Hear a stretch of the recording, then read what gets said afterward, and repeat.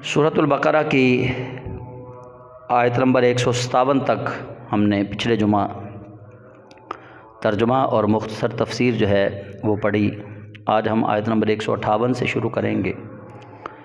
پچھلے جمعہ کا جو موضوع تھا وہ تھا اللہ کا ذکر کرنا، اور اللہ کے ذکر کے بدلے میں رب تعالیٰ اپنے بندے کا جو ذکر کرتا ہے، اور اللہ کا شکر کرنا اور کفر نہ کرنا، اور نماز اور صبر سے نماز کے متعلق بات تھی، اور اللہ کس کے ساتھ ہے؟ صبر کرنے والوں کے ساتھ ہے۔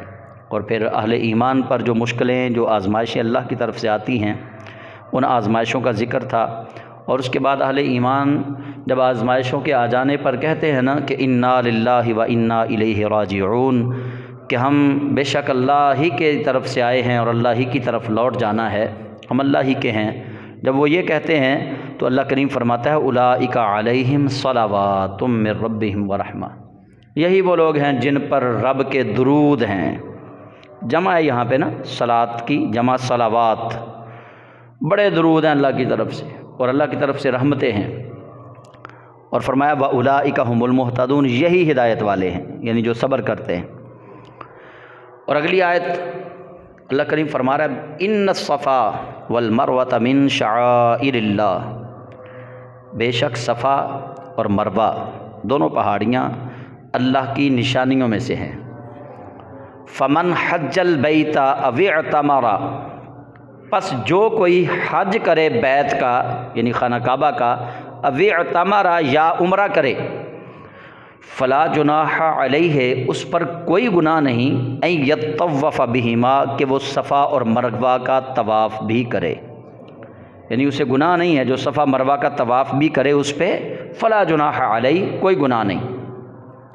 اور اب فرماتا ومن تطوع خیرا، اور جو کوئی بھلی بات کرے، اچھی بات کرے، فإن اللہ شاکر علیم، بے شک اللہ شاکر ہے اور جاننے والا ہے۔ میں نے پچھلے جمعہ کہا تھا کہ اللہ کریم جل جلالہ فرماتا ہے کہ وَاشْكُرُوا لِي، میرا شکریہ ادا کرو۔ تو شکریہ ادا کرنے والے کو کہتے ہیں شاکر، شکر ادا کرنے والا۔ لیکن اللہ رب العزت جل جلالہ نے اپنی ذات کے لیے یہی لفظ استعمال کیا قرآن پاک میں، فإن اللہ شاکر علیم، بے شک اللہ شاکر ہے اور علیم ہے۔ حالانکہ شاکر کون؟ ہم ہیں، شکر ادا کرنے والے۔ اللہ پہ تو کسی کا شکر ادا کرنا نہیں ہے، شکر ادا کرنے والے تو ہم ہیں۔ اب یہاں جو بات میں سمجھانا چاہتا ہوں وہ بات یہ ہے کہ اب لفظ ایک ہے، ہمیں حکم ہے کہ تم شاکر بن جاؤ، یعنی شکر ادا کرنے والے بن جاؤ، بلکہ یہاں تک حکم ہے کہ نبی کریم صلی اللہ علیہ وآلہ وسلم نے فرمایا کہ اللہ فرماتا ہے من لم یشکر الناس لم یشکر اللہ، جو اللہ کے بندوں کا شکریہ ادا نہیں کرتا، حقیقت میں وہ اللہ کا شکریہ ادا نہیں کرتا۔ یعنی جو کسی کا کوئی محسن ہے اس کا شکریہ ادا کرنا چاہیے، جس نے نیکی کی ہو۔ تو یہ بندوں کے متعلق یہ بات ہے، تو اللہ کا شکریہ ادا کرنا تو بہت بڑا ہم پہ فرض ہے۔ تو خیر میں بات یہ کر رہا ہوں کہ لفظ اب شاکر آ گیا اللہ کے لیے، اب کیا کرنا ہے؟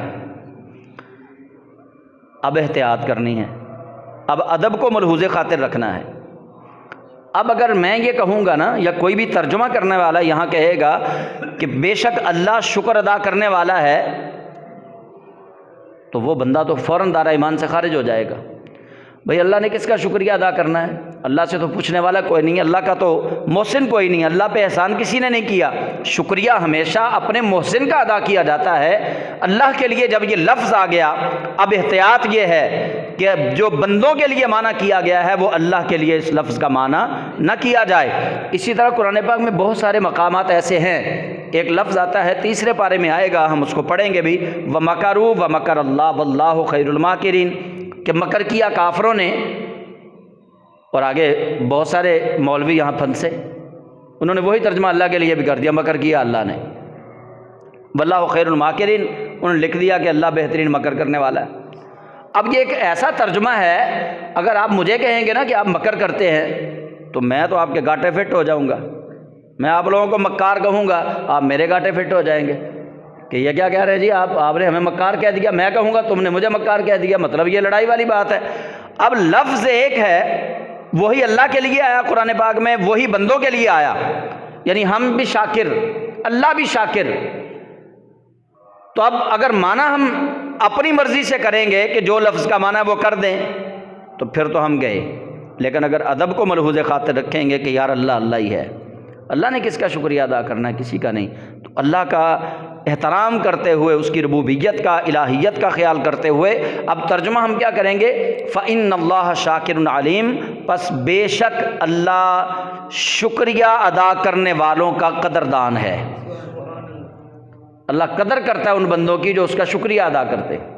اللہ شکر کی جزا دیتا ہے اپنے بندوں کو، وہ شکر کی جزا دینے والا۔ اب یہاں ترجمہ ہم یہ کریں گے، شاکر اس میں فاعل ہے، کوئی بھی پڑھا لکھا شخص اس کو جانتا ہے کہ اس میں فاعل ہے، شاکرن، اس کا معنی ہے شکریہ ادا کرنے والا۔ لیکن جب یہی لفظ اللہ کے لیے آئے گا ہم یہ معنی نہیں کریں گے کہ اللہ شکریہ ادا کرنے والا، ہم یہ معنی کریں گے اللہ شکریہ ادا کرنے والوں کو جزا دینے والا ہے، شکر کرنے والوں کو جزا دینے والا ہے۔ علیم، اور وہ سب سے زیادہ جاننے والا ہے۔ اور اسی طرح کئی جگہ پہ بہت سارے الفاظ ہیں، لفظ ہے وَوَجَدَكَ ضَالًّا فَہَدَىٰ، وہاں کئی مولوی وہاں بھی راستے سے ہٹ گئے۔ علم ہے نا، علم قطعی تو اللہ اور اللہ کے رسول کا ہے، باقی تو سب کا علم جو ہے وہ ظنی علم ہے، مطلب میں جو پڑھتا ہوں، میں جو بتاتا ہوں اس کے اندر غلطی کا احتمال ہے، لیکن جو اللہ نے بتایا ہے، اللہ کے رسول نے جو علم دیا اس کے اندر غلطی کا احتمال نہیں ہے۔ جتنے بھی علماء ہیں دنیا کے اندر غلطیوں کا احتمال موجود ہے۔ تو وَوَجَدَكَ ضَالًّا فَهَدَىٰ، بڑے وہاں پہ بھی لوگ گمراہ ہوئے ترجمہ کرتے وقت۔ اب ضَالًّا کا معنی گمراہ کرنا، یہ نبی پاک صلی اللہ علیہ وسلم کو کہنا کہ وہ گمراہ تھے تو اللہ نے اپنی طرف راہ دی، وہ راستہ بھولے ہوئے تھے، وہ بھٹکے ہوئے تھے، اللہ نے اپنی طرف راہ دی۔ اب لفظ ہے نا، تو لفظ ایسا خوبصورت ہونا چاہیے کہ اس لفظ کے پڑھنے والے کو مزہ آ جائے کہ یہ رسول اللہ کے لیے لفظ کیا ہے۔ تو امام احمد رضا نے یہاں بڑا خوبصورت ترجمہ کیا، آپ فرماتے ہیں اللہ نے آپ کو اپنی محبت میں خود رفتہ پایا، جس کو ہم عام لفظوں میں کہتے نہیں بندہ دیکھا یار حالوں بے حال سی، تو آپ فرماتے ہیں محبت میں خود رفتہ، یعنی اللہ کی محبت میں ایسے گم تھے کہ کسی اور چیز کی حضور کو خبر ہی نہیں رہتی تھی۔ تو ترجمہ ضالن کا گمراہی بھی کریں گے تو ایک طرف تو یہ کہنا پڑے گا کہ ٹھیک ہے، لیکن جب دل کی طرف دیکھیں گے نا، دل کہے گا بے ادب نہیں ٹھیک، وہاں رسول اللہ کی ذات ہے۔ تو اس لیے ہمیں ترجمہ کرتے وقت احتیاط ضروری ہے۔